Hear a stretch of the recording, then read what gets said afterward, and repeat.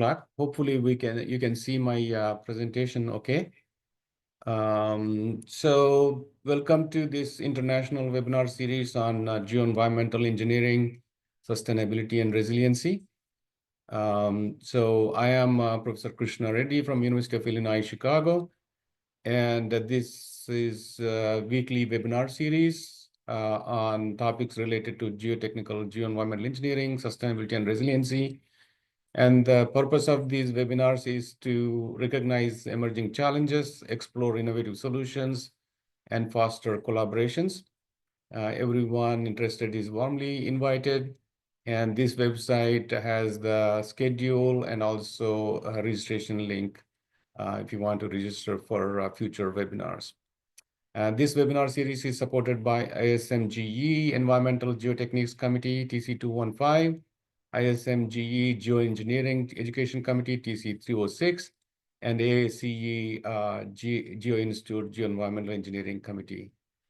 So here is the schedule of the upcoming webinars. So we are having an interesting webinar today, and then you see the future webinars are all on different topics, and they are being given by experts. So I hope to see you attending future webinars. So again, the registration link is here. You can register one time for all of the webinars and attend as many as you can. And we will be giving a certificate of participation, but I want you to pay attention on how to get it. There will be a Google form in chat box during the presentation sometime, so keep an eye on that. And then you must fill out that form before the webinar ends. And Google form cannot be shared after the webinar ends, and certificates cannot be issued after the webinar ends. So you must fill up that form during the webinar itself. So we have a YouTube channel. All the webinars that have been held in the past are recorded. So it's a great resource if you want to look at the webinar on a topic that you're interested in, or if you want to expand your technical knowledge on other topics. So here are some useful resources on geoenvironmental engineering and sustainable engineering. So just, if you don't have any idea about these topics, so these would be the great resources to read to start with. So we also organize a conference called EGRWSC. So next one is going to be in June 2025, 11th through 14th. So all the topics are listed here, and the abstract submission is closed, and there was an overwhelming response, and the papers are due on February 15th. So for today's webinar, this morning, we have 483 registrations. I would request you to mute your mic and switch off your video. At the end of the presentation, I request you to show your video so that we can have a group screenshot. And then you can ask questions by typing in the chat box, or you can raise your hand and I will unmute you and you can ask your question. The presenter will answer as many questions as possible, and I will also provide you the email address of the presenter. You can feel free to contact him afterwards if your question is not answered. Again, as I said, if you want certificate of attendance with one professional development hour, you must fill up the Google form that will be posted in the chat box. So you must attend the entire webinar to be eligible to receive this certificate. So today's webinar topic is very interesting: energy pile, knowing its performance and behavior for sustainable future. Our presenter is Dr. Anthony Gunawan. He's a lecturer, Department of Civil Engineering, Faculty of Engineering, Bina Suntanara, University, Jakarta, Indonesia.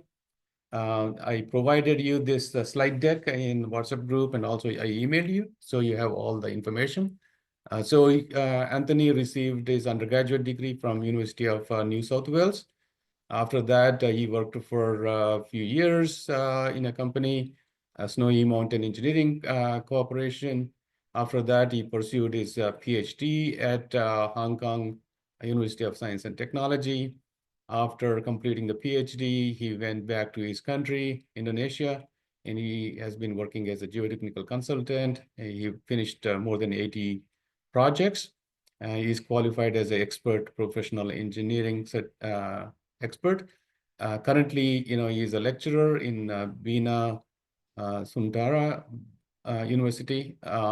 He's also the editor of Indonesian Geotechnical Journal. He's also the chair of the young members and the student chapter of Indonesian Society for Geotechnical Engineering. So here is his handsome picture of him. Looks like he is hiking somewhere in the nature, in a beautiful background.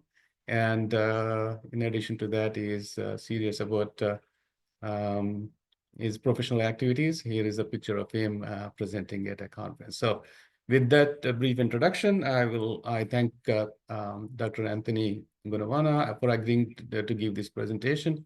And I want to thank all of you for joining this. So let's enjoy the webinar and learn something new from this webinar. So with that, I will stop sharing and request Anthony to share his screen and start presentation. Thanks, everyone. Thank you, Professor Krishna. Let me share my screen. First of all, thank you for inviting me to give this webinar, Professor Krishna. And today I will files knowing its performance and behavior for a sustainable future. This is my PhD topic when I did it in 2012 to 2017. And I would like to share with you, so who knows, it may be useful in your country. In terms of efficiency, and then the behavior, so that we can apply it for sustainable future. And this is what I did during my PhD back in 2012.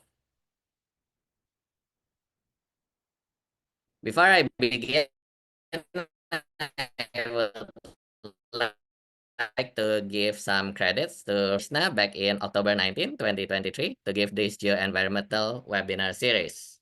In that webinar, he discussed all types of thermal energy in soils that we can use. And one will cover only about energy piles so that we can learn about it deeper. Professor McCartney himself has done his research in late 2012. So I did refer to some of his work. For today's topic, the outline will be, first, I will discuss what is energy pile, followed by what is a heat pump, the evolution of ground source heat pump, the usage of energy piles, and then why do we want to exchange heat with the ground. Then I will cover the behavior portion. The behavior is because of the operation of energy pile, it will have some effects on the serviceability. There is also effects to the ultimate capacity, but I will not discuss it in this webinar. So first, what is an energy pile? For this, I will give 3 photographs. The first photograph is foundation pile, and the second one is air conditioner. The combination of these two is what we call energy pile. By using the heat pump system, so what happened with this system?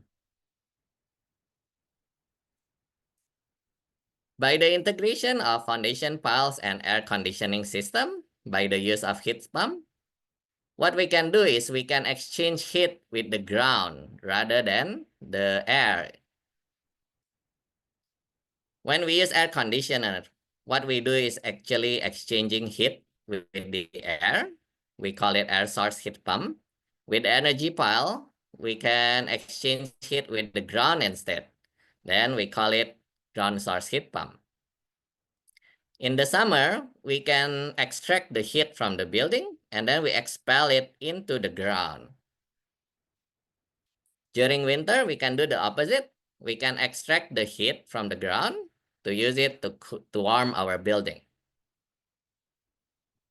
And then how does a heat pump work?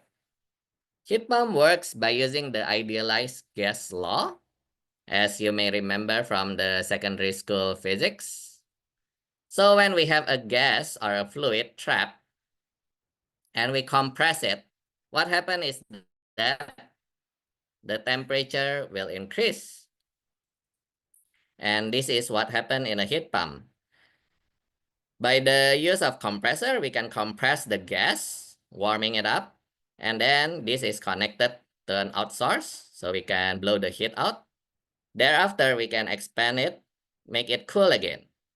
Then this is connected to our building so that we can cool our building. And in an aircon, we usually use the refrigerant freon. And this is the illustration of how a heat pump works during cooling. First, through the expansion device, we can make the fluid cooler. And this portion is connected to our indoor aircon. Then when we absorb the heat from our room, the fluid gets warmer. And with a compressor, we make it even warmer, make it hot even. Then this high pressure and hot gas will be attached to the outdoor unit, and we will expel the heat outdoor. Then it will return as a warm high pressure fluid, and the cycle continues.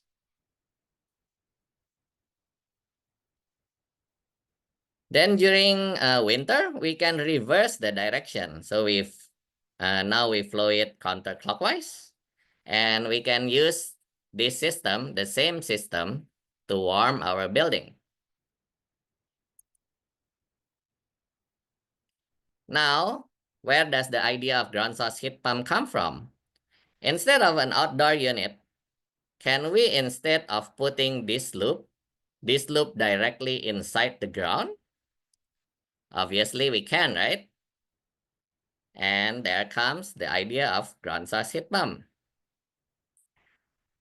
We install the horizontal geothermal loops inside the ground, and we did call it a horizontal geothermal loop.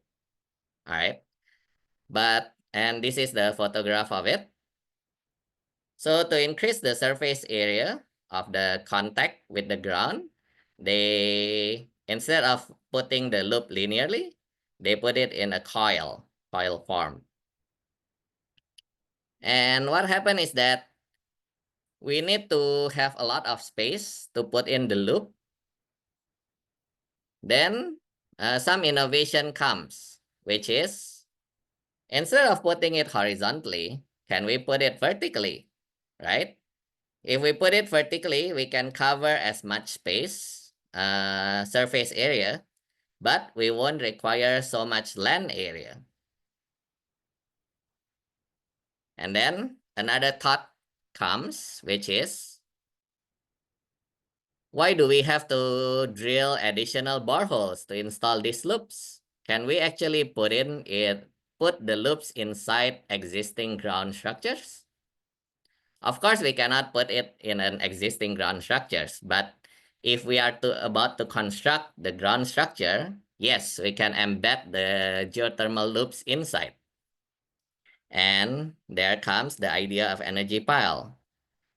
We install these geothermal loops on the reinforcement cage of the bore pile, and then put it in before pouring the concrete. And further innovation comes, which is, why not put in other types of geostructures? For example, diaphragm wall.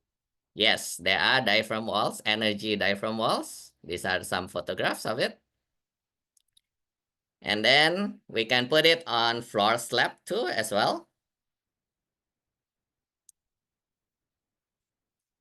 We can even put it in tunnel, like this, in the tunnel lining. And there's also an idea of energy ground anchor. I have not seen the photograph of it yet, but if there are some of you who have seen it, please share it with me. And the energy pulse, as far as I know, it's invented by Professor Brandl in Austria. He actually gave the Rankine lecture about energy pulse. In Austria, energy pile is actually not very new. It has been used since 1984. You can see here in the graph. The first usage of energy pile is only actually 6 piles, not very many. But as you can see, after 4 years, on the 5th year onward, there are more than 600 piles installed per year. And in 2004, more than 5,000 piles installed, totaling to more than 20,000 piles in 20 years. By 2016, Brandl reported that every year there are more than 7,000 energy piles installed. And in total, there are more than 130,000 energy piles in Austria. And I want to share with you some of the countries that I know which has adopted energy piles. After Austria, there are several European countries that adopted the system. In the UK, it has been adopted since 2005. And by 2015, the UK had 6,000 energy piles installed. Other countries that have adopted the energy pile system include China, France, Japan, United States. I believe Germany have adopted it as well. And recently, a friend of mine who is taking his PhD in Taiwan also told me that actually they started energy pile research in Taiwan. That's great. I also know that Australia had some energy pile research, but I'm not sure whether they already applied for commercial purpose. And another country that recently I know of is Finland. I happened to meet the owner of Tekras Group, an energy pile contractor, and he told me that they have installed 14 energy piles last year. That's a great start. Hopefully, in 10 years' time, they also can reach the same number as the UK.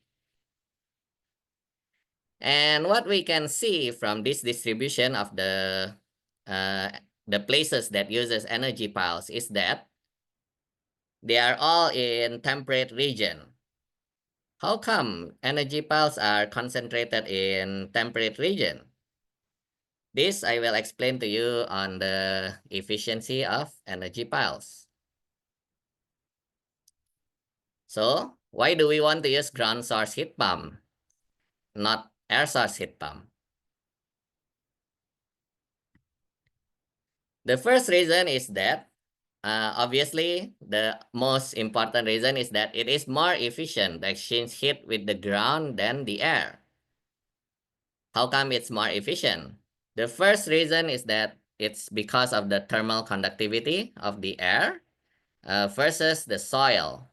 On the right here, you can see the table of the thermal conductivity of air versus some of the typical soils that we find. We can see that air has a very low thermal conductivity of 0.028. And obviously, we know that air is actually considered an insulator of heat.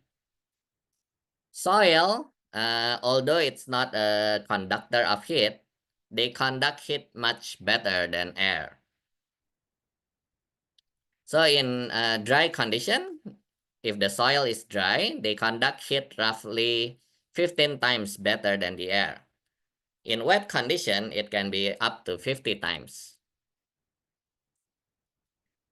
Even though the air conditioner actually works not by conduction, but by advection, by having a higher thermal conductivity, it still contributes to the efficiency of ground source heat pump.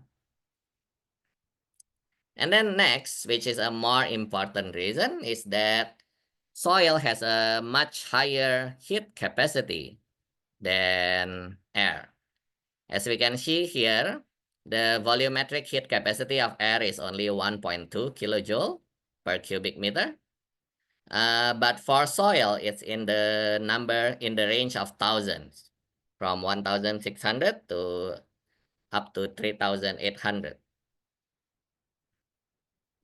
That means in terms of volume, the heat capacity of soil is 1,300 times higher in dry conditions.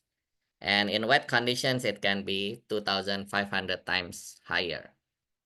But why is it important to have high volumetric heat capacity? It's because with higher heat capacity, it means that when we extract heat from it or we expel heat into the soil, there will be less fluctuation due to the heat exchange. And we can see from here, as we know that air temperature fluctuates day and night. In night, it's cooler. In day, it's warmer. And then it also fluctuates during seasonal change, during summer and winter, autumn and spring. The temperature changes with time. But the ground having higher heat capacity, it does not change as much. I'll give you an illustration. This is the temperature over the year in UK. The air temperature, as you can see, it varies. In winter, it's about 5 degrees. And then in summer, it can go up to about 20 degrees. But if we go underground, let's say 5 meters below the ground surface, we can see that the fluctuation reduces. In winter, it's slightly less than 10 degrees. In summer, it's about 15 degrees.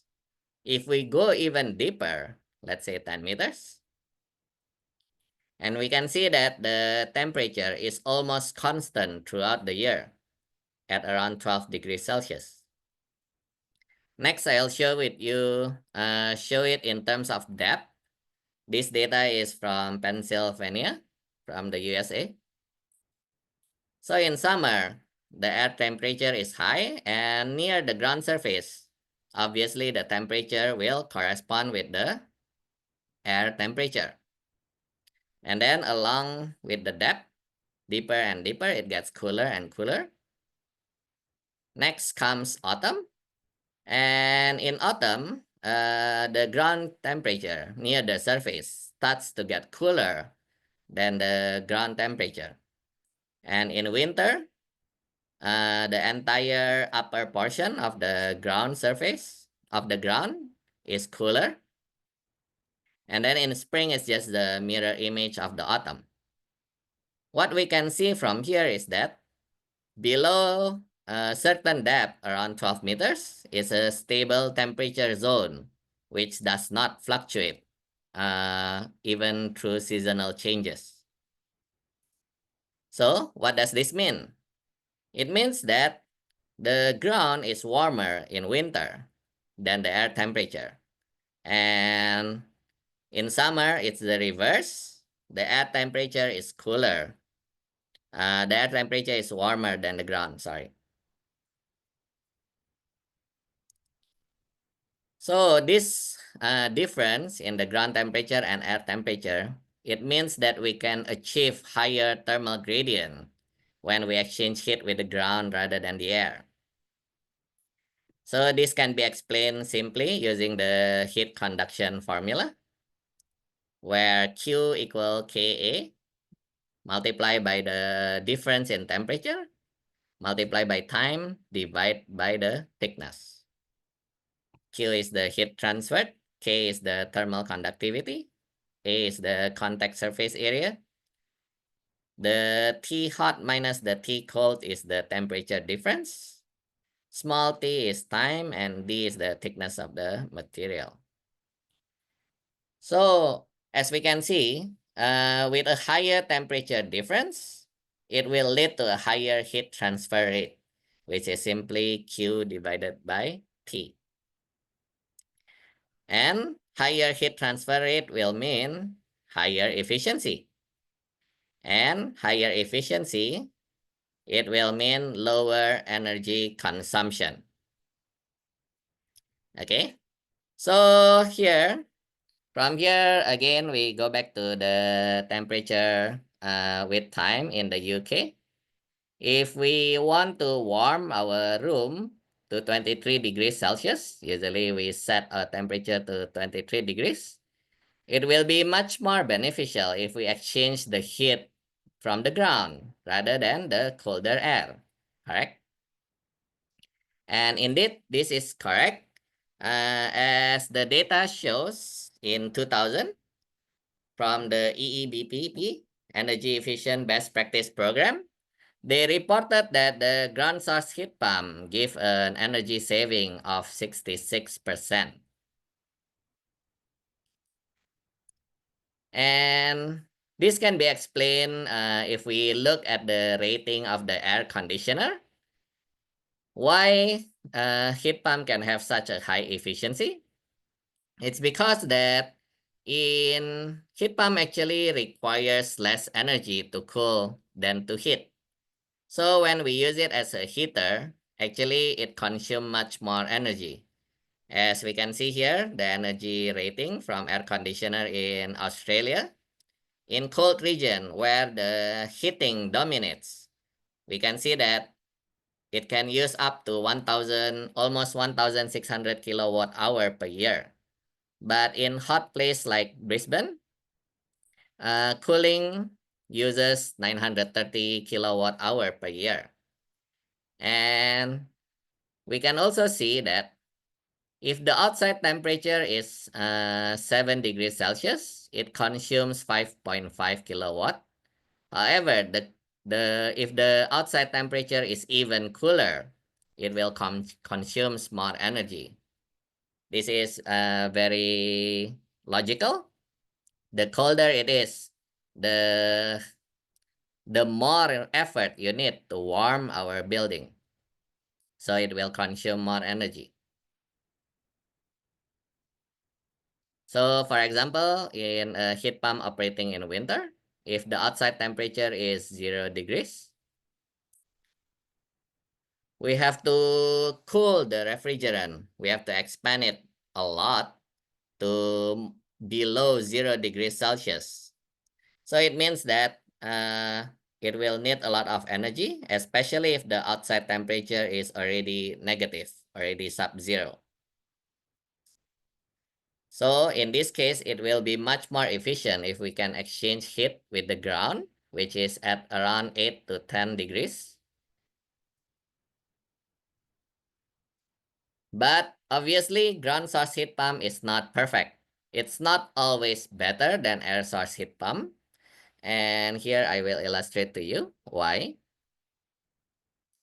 For example, in the UK alone, in UK, actually, we don't really need air conditioner to cool the building because it's almost always below 20 degrees all year round. So in summer, if we want to use the heater, rather than exchanging heat with the ground, we can actually exchange it with the air, and it will achieve higher temperature gradient.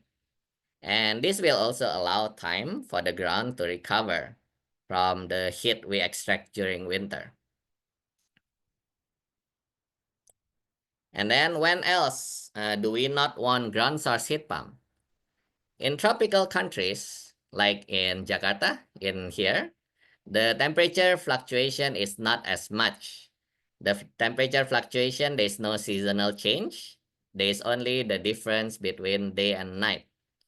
So for example, this is a daily fluctuation in Thailand, in Bangkok. In here, if we do not have the data of a ground temperature, actually it is very easy to estimate the stable ground temperature. We simply have to average out the temperature, the air temperature. So from this average, I can estimate that the ground temperature in Bangkok should be roughly about 26 to 27 degrees Celsius. And from here, we can see that the difference between the ground and the air temperature is less than that of the UK. In here, it's only 6 to 7 degrees difference. In the UK, it's around 10 to 12 degrees Celsius. And indeed, this has been proven by some researcher There were some field tests which was conducted in the tropical countries.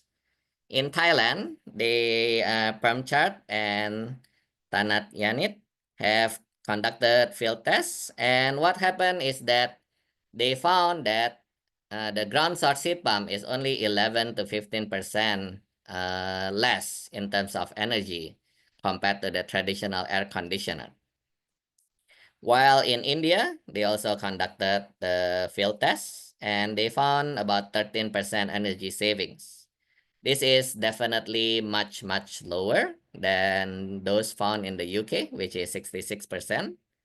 And this makes ground source heat pump not as feasible in tropical countries. So that's why you don't really see energy pile system being used in tropical countries. And then in extremely cold places where it's always below zero, it is also not effective to use heat pump at all. Air source heat pump or ground source heat pump, both of them are not effective. It's better to simply use heater or we just burn firewood. This is a better source of heat. So after knowing how energy piles operate in terms of efficiency, now we want to know how does the energy pile operation affects the pile behavior itself. As we all know, when we use the energy pile, obviously there will be some temperature changes in the pile and the soil itself. This means that the pile will experience contraction and expansion when we heat or cool the building.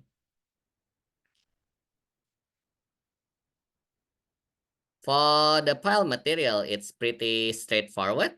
The expansion and the contraction is linear with temperature changes, but the same cannot be said for soil. Soil is actually very complex in terms of temperature effect on them. So in here, let me plot to you concrete and steel.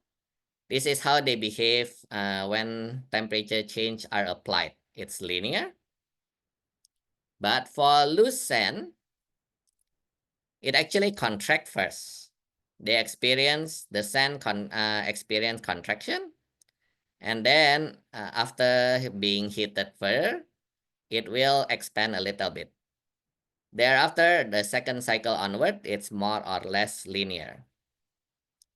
When we increase the sand density up to medium dense, a relative density of 70%, it's almost linear throughout the temperature change.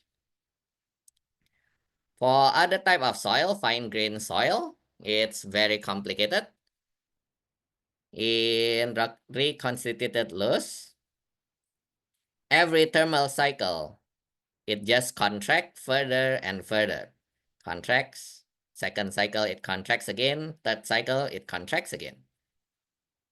For intact loess, it's even worse. After a certain temperature, there's a sudden collapse in structure. And then when it's cooled, there's some further contraction. And when it's heated back to the room temperature, there's some dilation. Next, we want to look at clay.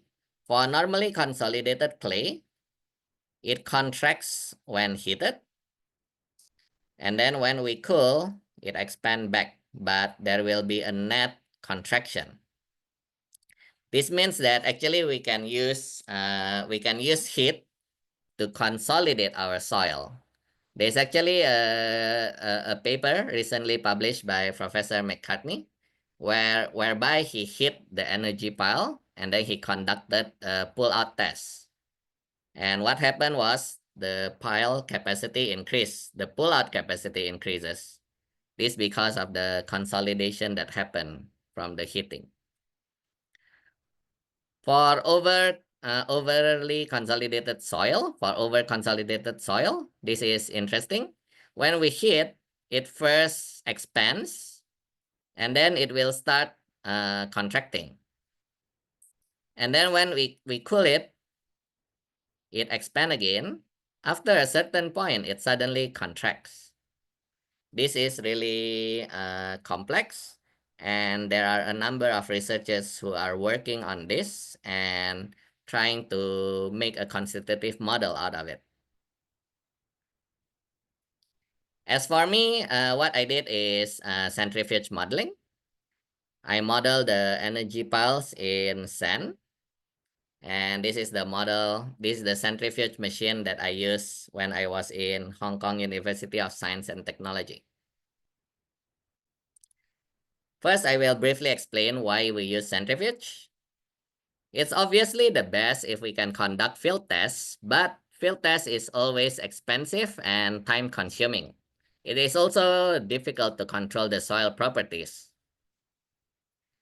So if we want to reduce the cost and time, we can use a scaled model in 1 gravity.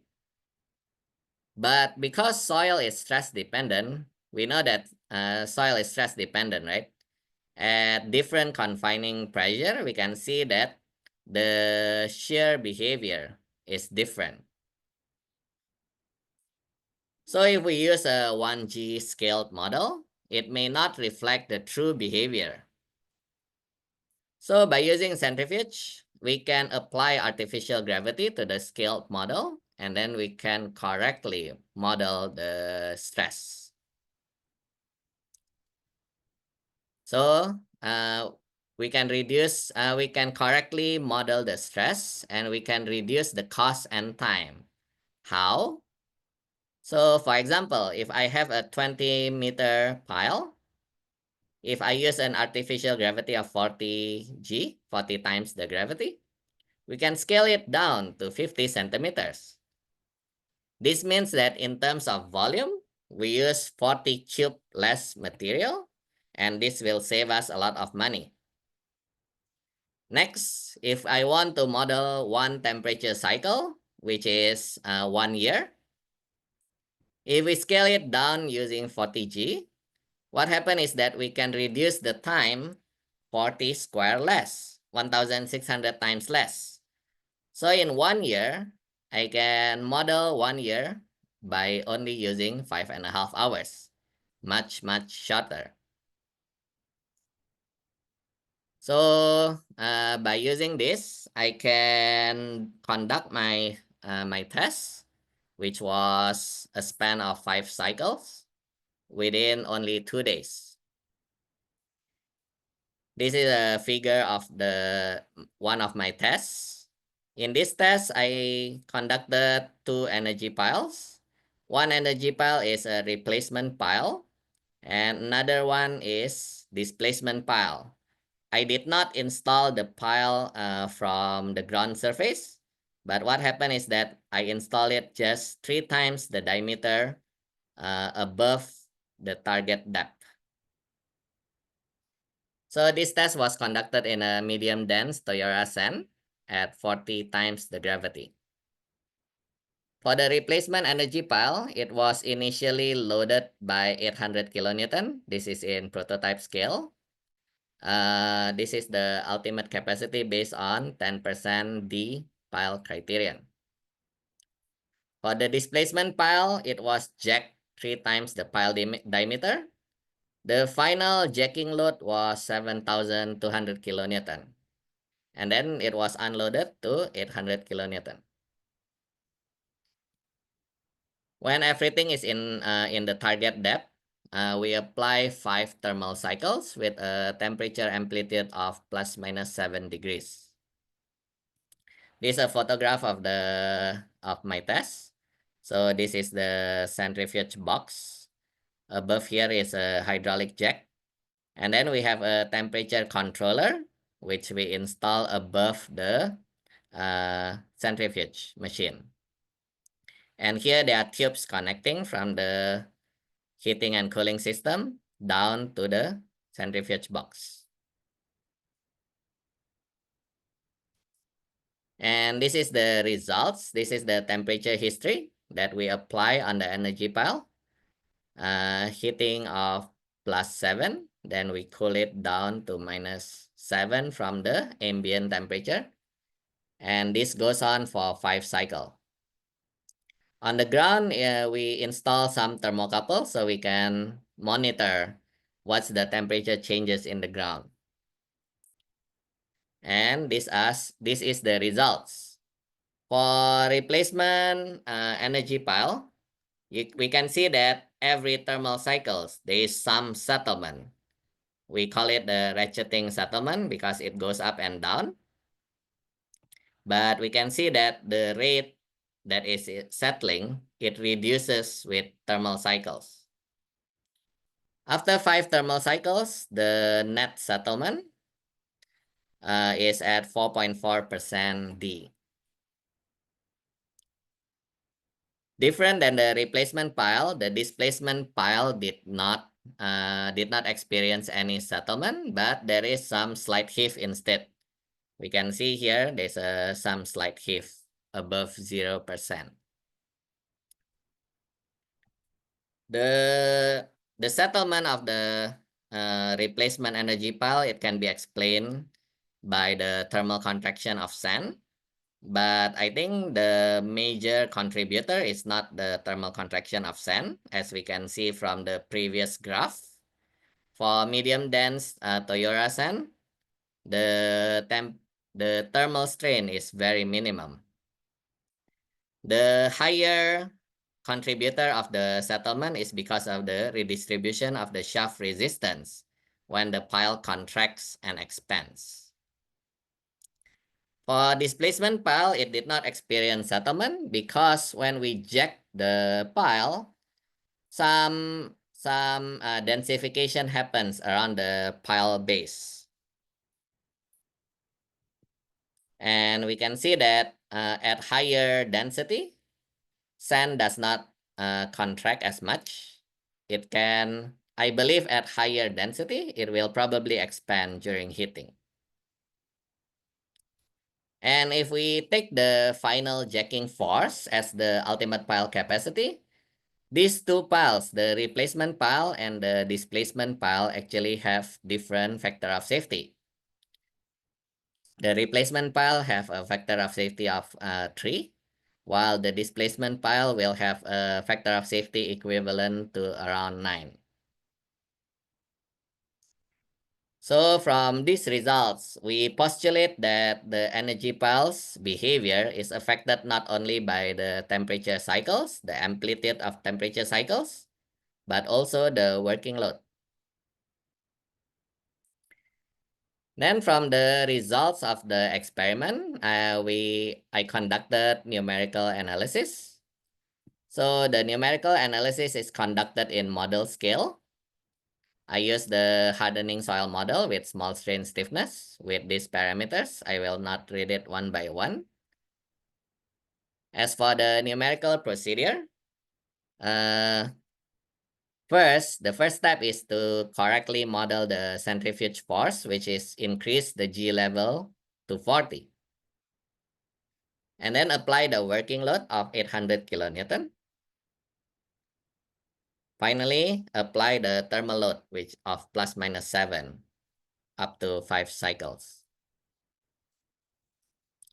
And this is the parameters for the pile itself, obviously using the linear elastic model.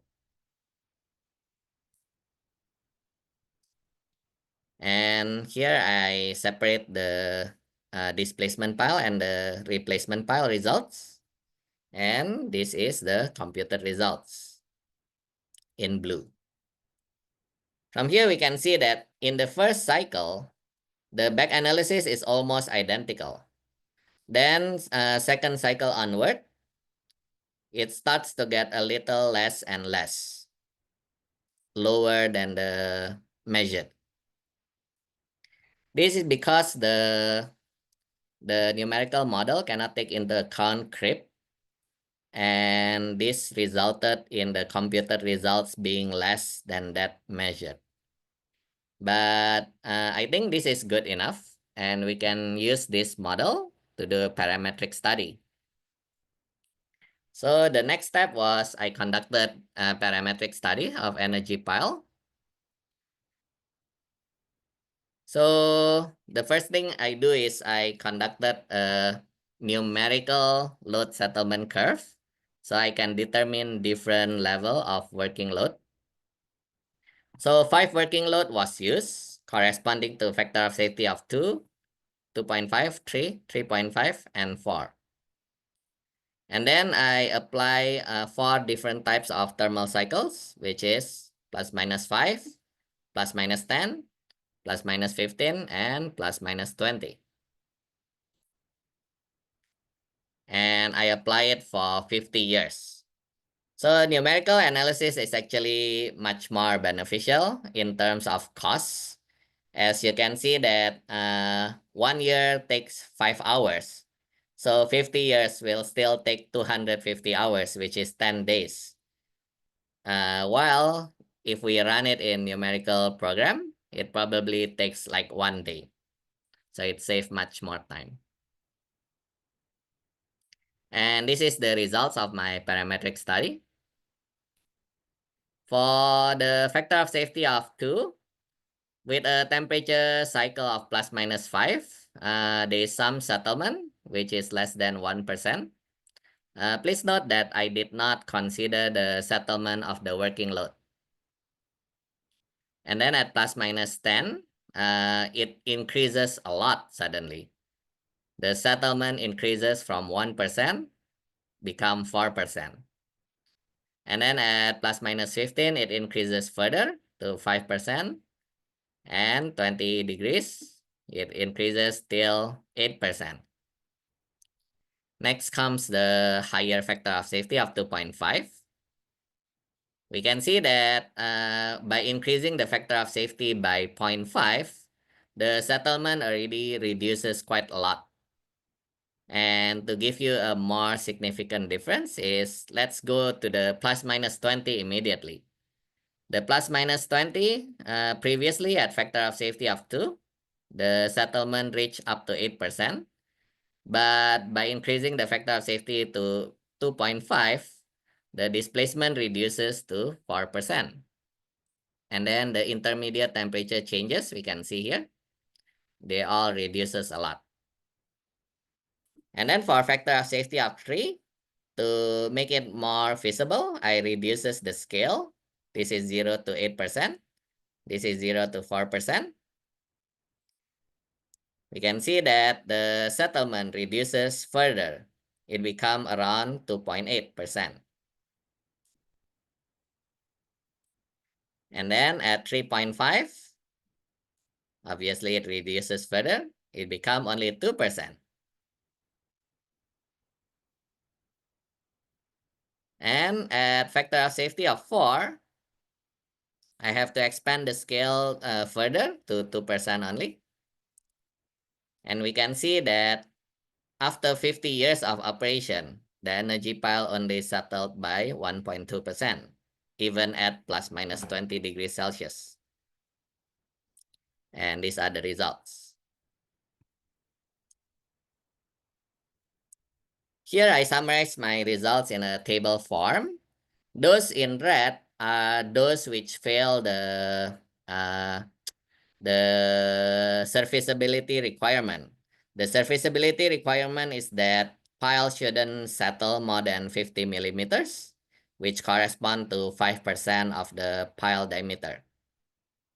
So we can see that for low factor of safety, if we have high thermal cycles of more than 10 degrees Celsius, plus minus 10, after 20 cycles, all of them fails in terms of serviceability.